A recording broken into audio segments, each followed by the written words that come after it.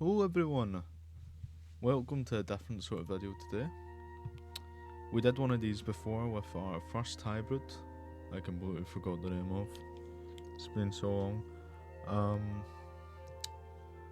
So basically, I've made this hybrid to try beat goji-centers in Dom 2.0. I'll walk you through it and I'll let you decide whether or not you think it could beat it. So this will be the hybrid obviously for goji-centers competition next month. Hope you all enjoy. I think we'll go through the lore quickly of our animal. I'd like you all to meet Saura Kavgatzi, which in Greece means Brawler lizard. This species was made by the fictional company called Bio Extinct. Very original name, I know. Which made this hybrid to combat rival companies' own creations. He was made in 2006 and has been placed through many grueling trials to test out its durability, strength, speed and intelligence. At a young age, he was being put against animals that size, making it a pretty seasoned fighter. The name of this animal is P.H.I.L, otherwise known as P.H.I.L, and it's the most refined of his species due to a lack of DNA being available for its extinct counterparts at the time, with the rest of his species being filled in with more extinct animals used in the genome. The difference between the two: extinct means living species, and extinct obviously means none of them are still alive anymore. Phil stands at around 20 foot in height and 47 feet in length. So he's a big boy. Going to his stats and abilities now. Makes it sound like he has wizard powers. So Phil is made up of several species that have been picked to each boost his strength, durability, speed, IQ, etc, etc. We'll dive into one at a time, so you don't get overwhelmed. Starting with the base of the body,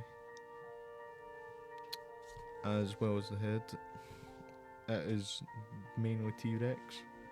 The T-Rex was used for its immense bite force, as well as its size, and surprising agility for its huge bulk.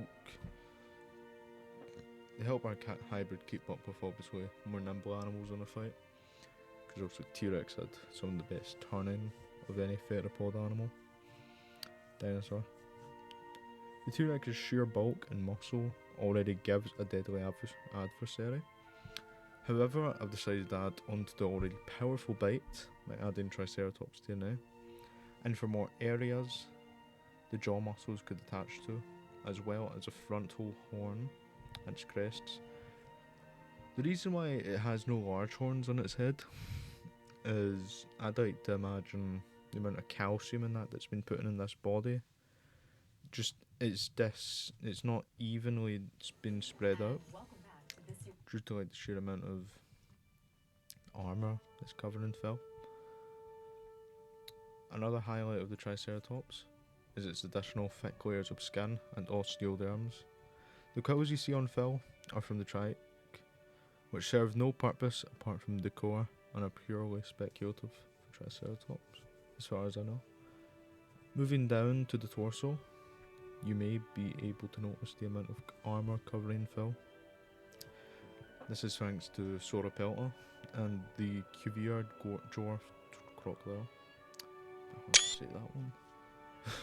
Both were picked in mind of full protection of the hybrid's vital organs, with Saura giving the top of the body and tail large spines and armour for protection.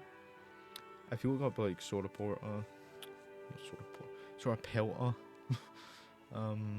armour, you'll see like the sheer amount of armour covering it. The crocodile was obviously picked for a really good immune system against venoms, as well as under armour, so no adversaries can pierce its stomach, reaching any vital organs, which you'd think would be a pretty important thing to watch out for. One of the another species used for this is your ability bit here. One of the species used for its potent venom and flashing colours is the inland tapir, being one of the most deadliest snakes in the world, with one of the most potent venoms of any snake. This venom can paralyse muscles, cause internal bleeding, and lead to organ failure. This makes an already lethal bite deadlier. As you can imagine, the Indom 2.0 would probably struggle against this if a bite is hit on it. So obviously it also has dwarf crocodile DNA in it. So this, I don't know if this would really work on it too well. But I think it's got a shot to really damage it. Moving on to our next species, used in Phil's lovely DNA, was the kangaroo. Now, I know some of you may be thinking, why on earth are you putting a kangaroo in right after you're talking about one of the deadliest snakes on the planet, two giant beasts of an animal? But trust me, the kangaroo is essential to this fight. The main thing I've took from its DNA is the tail, as it adds strength and muscle of the kangaroo's tail to Phil to let him use his tail as an additional leg, providing Phil another anchor point to stand upright and give the Indom 2.0 a left-right goodnight. With its massive fists strengthened with its sturdy, sharp claws and muscle, it's basically putting the Indom 2.0 into the ring. Which, I don't know if he could take even 2 swipes to the face from Phil. He's quite a big boy. The second to last species used in Phil's genome is Mape macrophorax. This animal was incorporated for its large arms, providing additional muscle, flexibility, weaponry such as the Mape's deadly claws, which get up to over 40 centimeters in length, providing large deadly claws for eviscerating prey and dealing heavy blows. The downside of this, however, would be they would get worn down over time while on all fours, which leads into our final species that would help, save the claws. Before we go into it though, I'd like to quickly say, I could have gotten like an animal with even bigger claws, but I think considering the next abilities this guy's gonna get, large claws won't help too much. But I think Mapes is like big enough for it. But anyway, moving into our final species, it is the chimpanzee. The chimpanzee was one of the first species I considered, thanks to its ability to knuckle walk, which would obviously help keep our claws from getting worn down, as well as also helping us stand on our hind legs.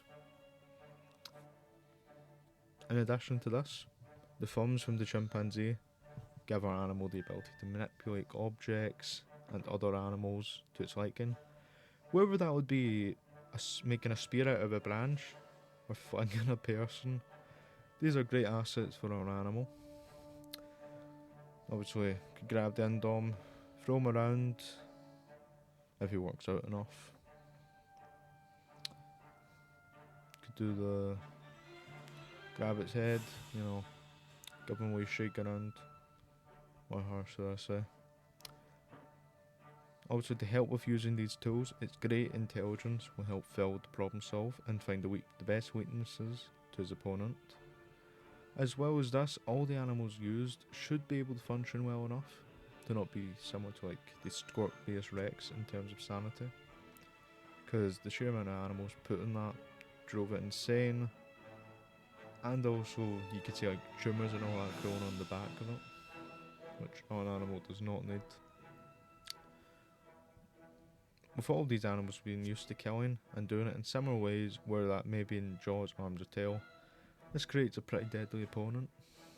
I think we'll move on to our behaviours for Phil. He's adopted from the genome of his ancestor animals.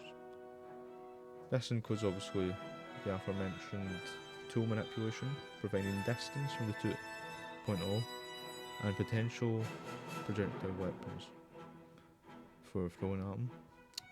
Its upright stance, thanks to the kangaroo genome, also increases Phil's sturdiness when on all threes. This will give him an edge with his muscular arms being able to wrap around the Indom's 2.0's neck, head, anything he can really grab and just tear. Thanks to polar canvas as well, Phil has a very durable back, so he can basically dig in the ground a wee bit and hunker down, tucking all his limbs in, and basically becoming a fortress to stop any further harm from him through any bites of that. The only downside I see to this is the Indom 2.0 could just crush Phil with its sheer weight. So, maybe not the best idea. Another highlight of the kangaroo in polar canvas DNA, however, is that it creates a very deadly weapon similar to, let me try to say this, Matku Hoot. Oh, I'll put a picture of that on the screen. I probably butchered the name of that. Shredding through skin, muscle and weaker bones with the sheer strength behind this muscular tail. It's not wise to approach him from behind or front really, because the bite from the front with a huge amount of muscle, the beak and the little horn on the front really just would eviscerate the Indom 2.0. Though it's not dumb enough to do that. Moving on to our next bit. How do I think a fight would play out between these two? Do I think Phil could beat the Indom 2.0? I feel like I don't like being biased to my own creation, but I feel like the fight would either end in Phil or the Indom 2.0 dying shortly after killing each other, because both can really eviscerate each other if they're really smart about it. And I've got to admit, the Indom 2.0 is a work of art, mechanically and mentally.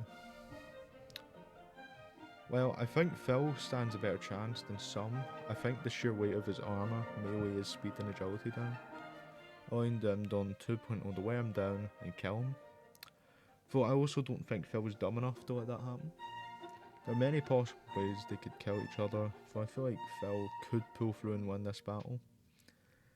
The most I'd say is 6 times out of 10 Phil could win. Though, I don't know. Indom 2.0, it's very deadly. And Phil doesn't have metal teeth like it, so that could be a problem for us. And this is a one-on-one, of course. Considering the parthenogenesis, if that was into effect, Phil would have to like fight 20 or something, and he ain't winning that. Though I've not actually went into Phil's weight yet, which I completely forgot about. I'd say Phil weighs, thanks to his contributors, also T-Rex has been speculated 15 tons at most. Like one individual could get that. So it's not out of the realms of possibility. And considering Triceratops, Mape, there's a lot of large animals in this. So obviously Phil weighs around 16, 17 tons. So he is on the bigger side. He does like his mate and plants. But I think the weight advantage will also help him a wee bit, even though his agility and that's down. And being able to walk on all fours and that as well will increase his speed. In conclusion, that's kind of just that. I'm gonna be honest. I found it really fun to make Phil. It was very fun. Gave me a fun little side project to do. So I don't really mind if Phil wins or loses at the end of the day. It was fun, and I wish the other competitors good luck. I'm really excited to see what they make. I'm slightly worried, however, Phil might be seen as an ultimate Imperatrix 2.0. I feel like he's different enough and unique enough to be his own little freak of nature though. Though I really can see the similarities. One's bigger than the other though. Both have T-Rex and Triceratops in it. Which I mean, most people probably put them in their hybrids. But